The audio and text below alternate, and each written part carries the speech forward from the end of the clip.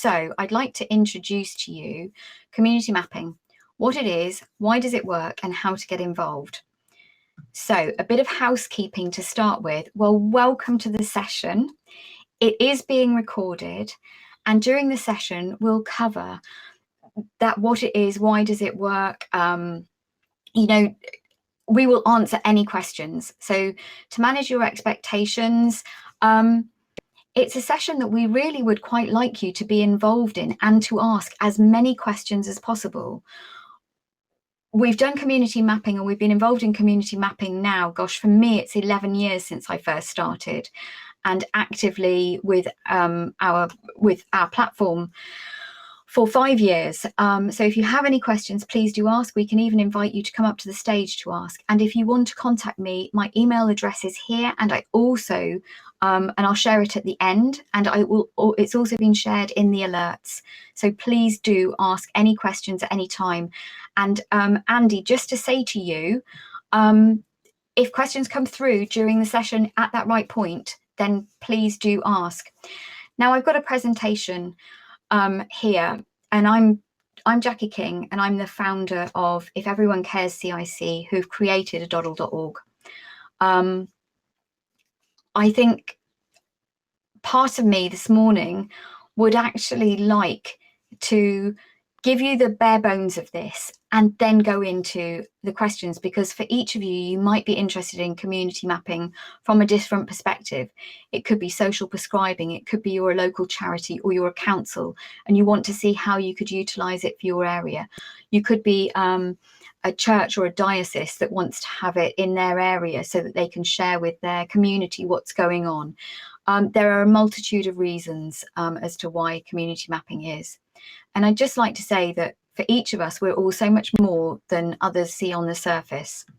So for me, why I started this and was back in 2003, a block of cheese literally changed my life.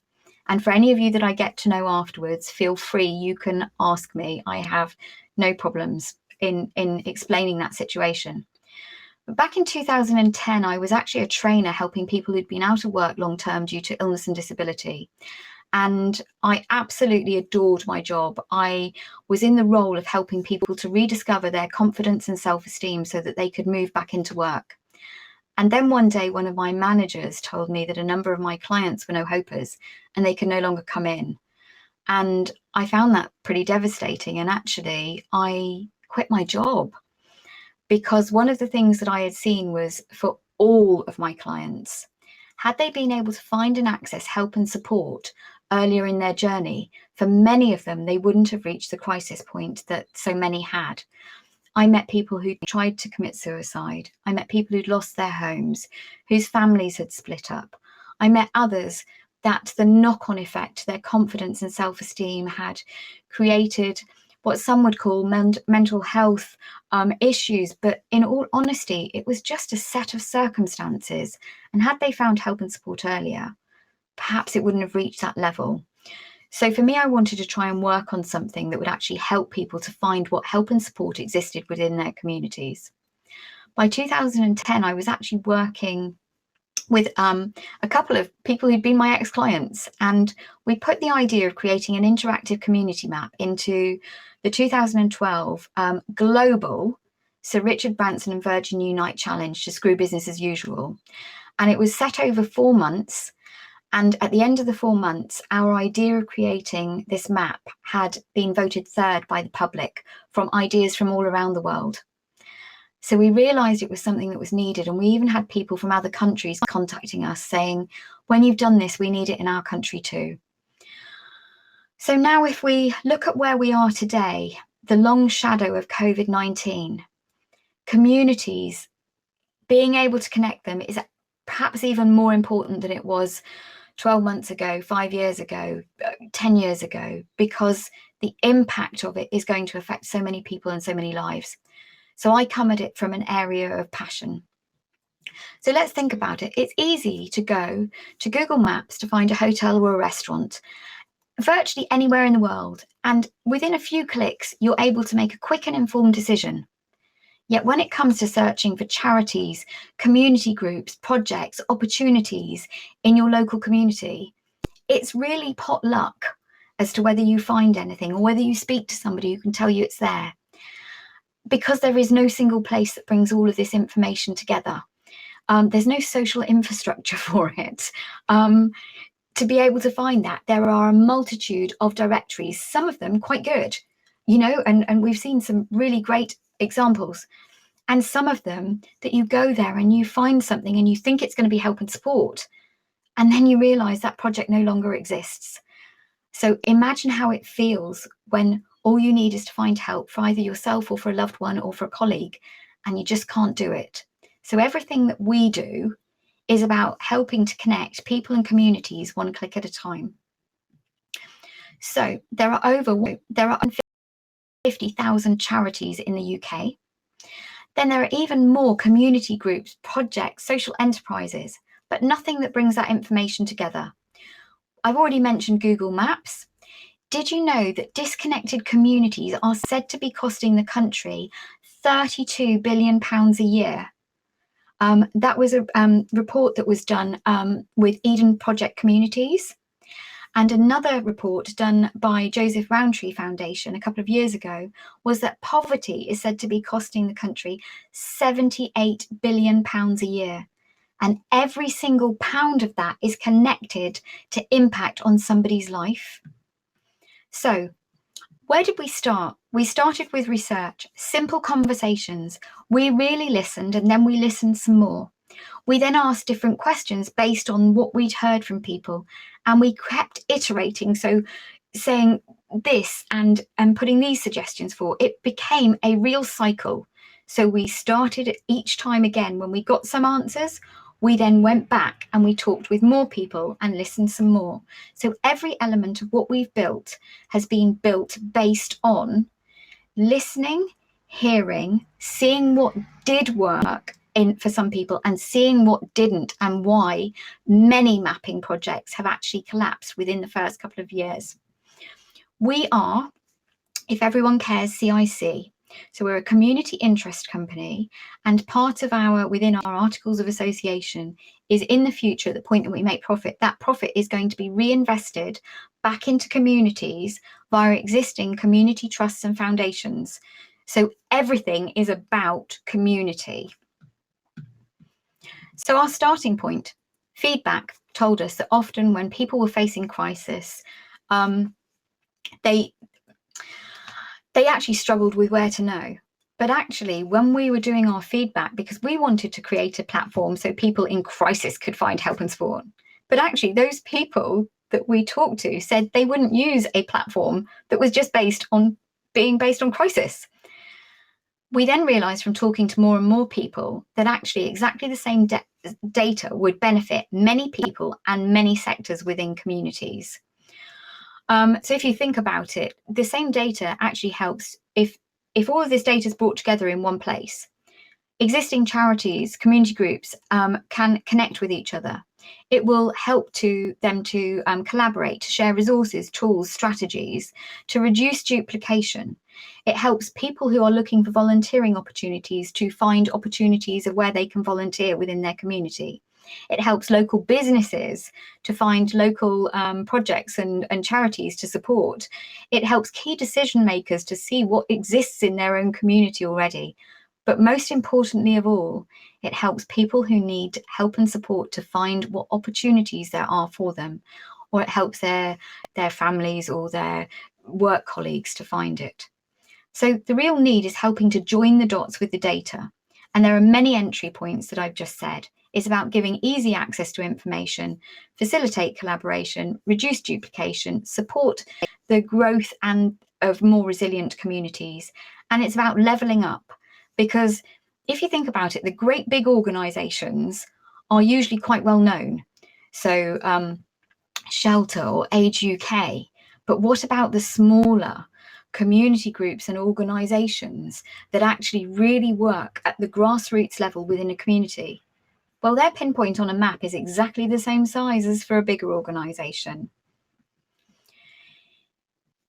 If you look at this image on here, when you can only see part of an image or you see it scattered around, it's very difficult to know what decision to make or what the image is even showing you. So this is just really showing you that if you can't see the whole picture, how can you make choice? Does it give anybody any choice and any opportunity?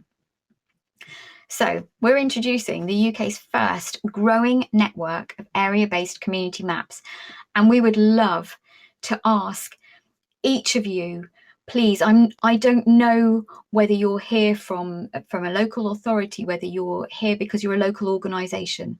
Please find a way, if this is right for you, I'm not trying to sell you anything at all, to get involved, because the sooner we create a resource like this, the sooner we can help more people. And that to me is where I start from. Cool. On that note, Jack, I'm just going to drop a little poll into everyone just to ask them where they're from today, and then they can answer that as we go. So, okay, fantastic. Thank you. What an excellent time to ask that one. Thank you, Andy. So, in fact, I'm really sorry I didn't introduce Andy. Andy is one of my amazing support team, and actually within the participants, we've actually got Amber, who's joined you as a participant today, and she's just started with us today. So she's having a look at this from the outside and from your perspective. And we've asked her to be very critical and give us an input afterwards. So community maps help people to find what help and support is in their area. They help people to find where they can volunteer and what opportunities there are. And volunteering actually helps people to reduce isolation. And because some people who are isolated, it may not be they need help and support themselves. Just by going out and being able to connect through volunteering helps to reduce their isolation and helps to improve their quality of life. It helps for collaboration, and it helps businesses to find where they can support local organisations. A great big thing that we heard, which we hadn't really thought of, was that local businesses wanted to be more involved in their communities, but they didn't know what existed in their local area. So actually, many businesses have said to us that as more organisations add themselves to aDoddle, they'll actually be able to go on there and find local organisations to support. And then it helps to connect. So it helps to find places to connect with others in your community. Please do ask any questions in the Q&A and in the chat. So Andy, can I ask if you're keeping an eye on the Q&A as well, please? Yeah, multitasking here. There's a couple of things starting to come in now. So yeah, drop your questions in the Q&A, and if something crops up as we go, I will ask, but if not, I'll make sure we run through them at the end anyway. So yeah, a couple of things starting to come in now. So yeah, thank you. And thank you for those who voted on the poll so far. It's going well. Thank you. Adding profiles to the map, it is totally free for organisations to add their profiles to the map, and it's for charities, community groups, even CICs that are providing something that may be, what's the word I'm looking for, subsidised through part of their work. So they might do a paid part of their role, but because they've been paid for something, they then put on something that's free or subsidised for the community. So it's totally free and it's really easy, and we've got some whizzy technology that makes it into a miniature website at the end as a profile. So people just go to aDoddle.org, they click add to the map, they fill in their details. So that comes in two stages. They fill in the initial part that sets up the initial part of their profile. It doesn't go live for 2 days. So they then have 2 days to go in and add the second section, which is telling the story. Well, there's 5 key things people want to know that our research has shown, and that is who an organisation helps, how they help, the difference they make, the help they need, and how to get in contact with them. People don't want to know anything else to start with. They then want to be able to follow it through and do more research. Then click on the submit. It's as easy as that. It really is. It creates a miniature website that is unique to each organisation, but the layout is exactly the same. Because one of the things in our research, again, was people saying that quite often a directory would give them a link to somebody's website. But if they were struggling and in crisis, every website is set out differently. And they would struggle to find the information that they needed to know whether it was relevant to them. So the way ours is set up, that each profile is then set up in the same way, but can be branded partially to the organisation. They can add a logo, a header image, a main colour for it, and it then becomes a standard layout for it. So please do take a look. So I've already said to you earlier, the 5 key things: who they help, how they help, the difference they make, the help they need, and how to contact them. It's all about empowering people. By empowering people with information and helping them to find it in an easier way, you give them choice. It helps to reduce isolation. And to be quite honest, if somebody is in crisis, not everybody needs the same, goes on the same journey to get what they need. So we've got many stories and case studies which I'm happy to share, but maybe in some calls, or you can ask me some questions at the end.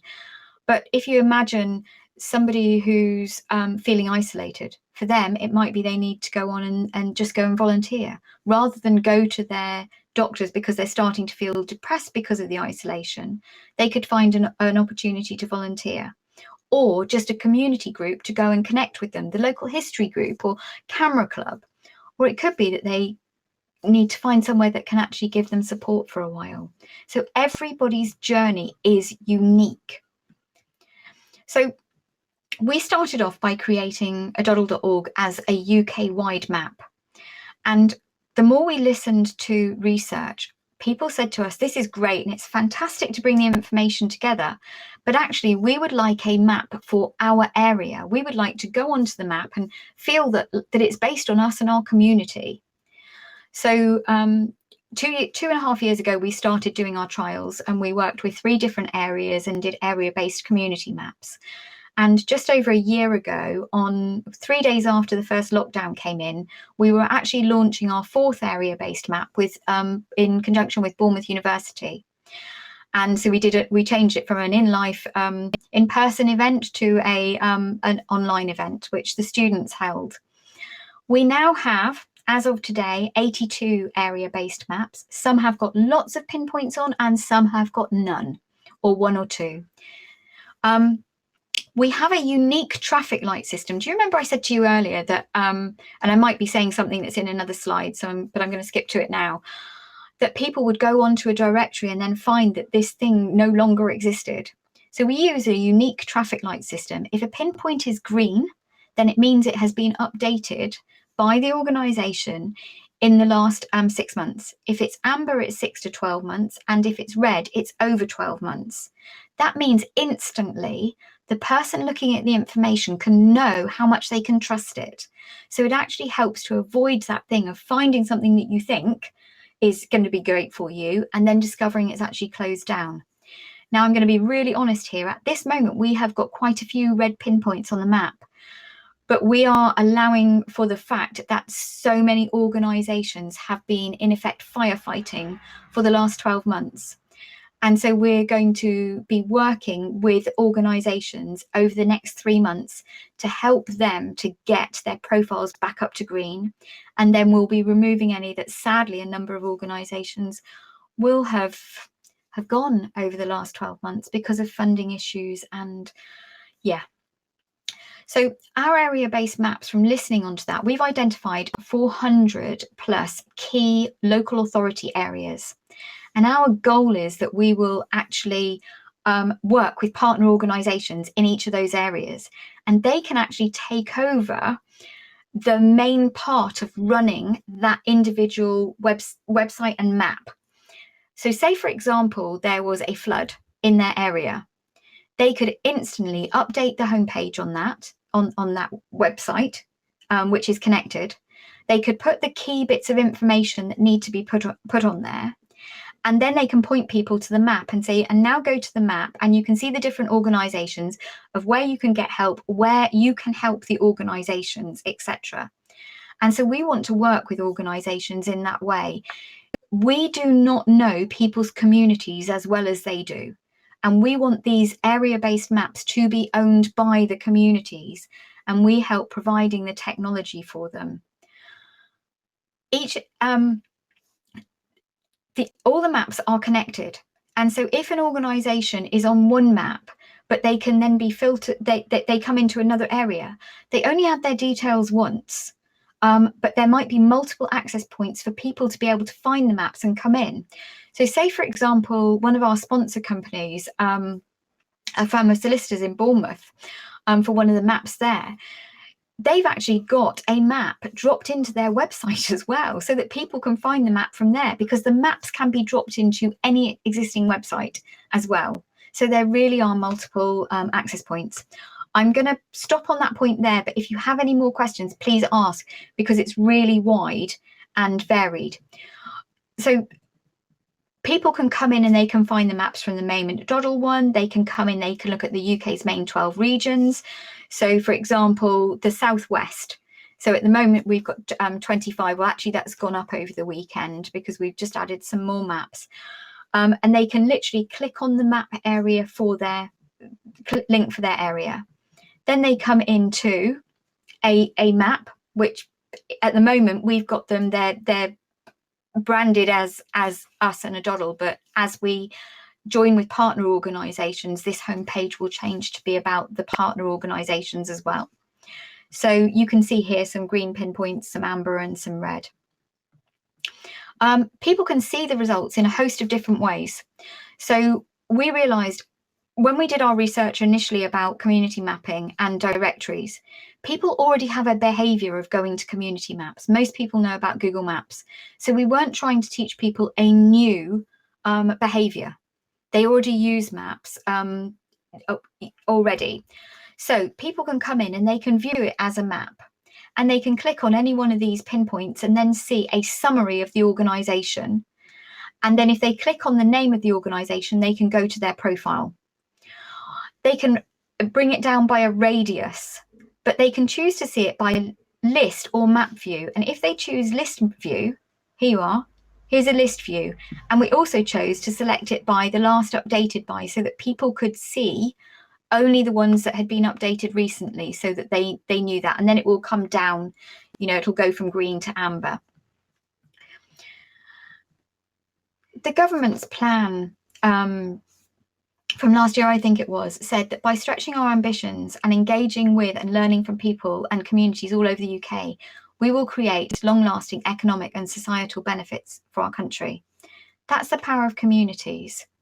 So we've already said that disconnected communities are costing 32 billion a year, and poverty another 78 billion. That's just a reminder of some of the figures. I'd like to give you an example. So say you're a local council and you're thinking about whether your community mapping would work for you. And let's think about, or maybe you're part of the government, and is community mapping something that should be done as part of an infrastructure? Well, I'm going to say yes. So my work started helping back 10, 11 years ago, well, 12 years ago, helping people who'd been out of work. So I'm going to use this as an example. So we put together some figures based on a person who is 25 and over. So we took an average figure of what it would cost in council tax benefit, housing benefit, and then universal credit. So we then imagined that if that person who was unemployed then moved back into work, then we put into, we based the annual salary on 19,500, which is what our research showed us was the average salary. So we put in what the tax and national insurance and everything would be. And that's an average of £15,401 per person. Now imagine if we created our maps in the 400 areas across the UK, and for each of those areas, one person who was unemployed moved back into work. That is suddenly a saving of £6.1 million. And it wouldn't be out of order to think that just 10 people in each of those 400 areas could find help and support through community maps to move back into work. You're suddenly talking about £61 million. And that's not taking into account the savings to doctors and things like that. Now, this slide is more about if you're working within government or local authorities. The United Nations Sustainability Development Goals 2030, community mapping actually helps you to achieve a number of those goals that everybody needs to try and achieve. I'm going to stop now and I'm going to come back in because there are many ways in which people can help, but I think that's enough of me talking and I'd like to go to Q&A. So I'm going to stop sharing and I'm going to come back in. So Andy, I'm going to invite you back in. and with your camera as well. And I'd Lovely. like Cool. So yeah, feel free to pop any questions in the Q&A tab on the right-hand side, or if you can't find it, pop in the chat, and hopefully I'll come across it. I'm having to do a little flick back and forth.